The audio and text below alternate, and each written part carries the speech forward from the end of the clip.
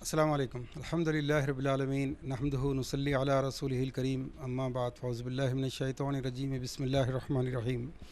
آج کے اس سیمینار کا مقصد یہ تھا کہ رمضان کریم ایک مقدس مہینہ ہے، اس میں لوگ دل بھر کے عبادتیں کرتے ہیں اور جتنی نیکیاں حاصل کرتے ہیں عید کے دن کے ساتھ ہی ہر روز کی دو تین شادی کی دعوتوں میں رمضان کا پورا نہ صرف اثرات ضائع کرتے ہیں بلکہ پورے تقدس کا پامال کرتے ہیں۔ اس دور میں جو جہیز اور ریسیپشن کی پارٹیاں ہیں، کیا یہ جائز ہیں؟ کیا ان میں شرکت کرنا جائز ہے؟ اور ان کے بائیکاٹ کا شرعی حکم کیا ہے؟ اس سے لوگ بالکل واقف نہیں ہیں۔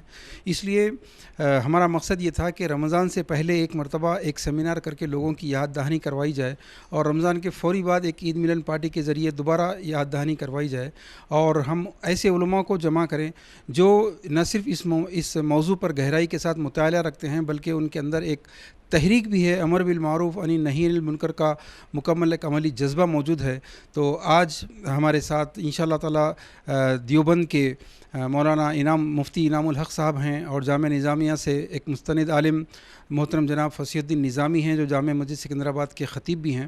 ان لوگوں نے جو تحقیق کی ہے اور یہ بھی الحمدللہ اس نتیجے پر پہنچے ہیں کہ اس دور میں یہ جہیز اور یہ ریسیپشن پارٹیاں اور یہ منگنی کے نام پر ہونے والی چیزیں، یہ ہیں اسراف اور تبذیر، جس کے بارے میں سورہ بنی اسرائیل میں کہا گیا کہ یہ شیطان کے بھائی ہیں۔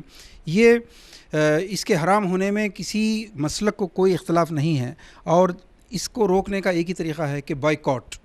جب آپ سمجھتے ہیں کہ یہ ایک چیز حرام ہو رہی ہے اور اس کی وجہ سے کئی دوسری برائیاں پیدا ہو رہی ہیں، تو ایسی دعوتوں کا بائیکاٹ کے علاوہ کوئی راستہ نہیں ہے۔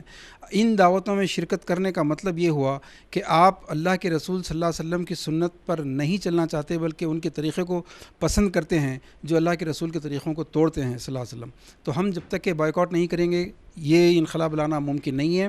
تو آج سے الحمدللہ ہمارے اس بائیکاٹ کیمپین کا آغاز ہو رہا ہے، اور انشاءاللہ تعالی ہم دیکھتے دیکھتے یہ تعداد ہزاروں تک پہنچ جائیں گی۔ وآخر دعوانا ان الحمدللہ رب العالمین۔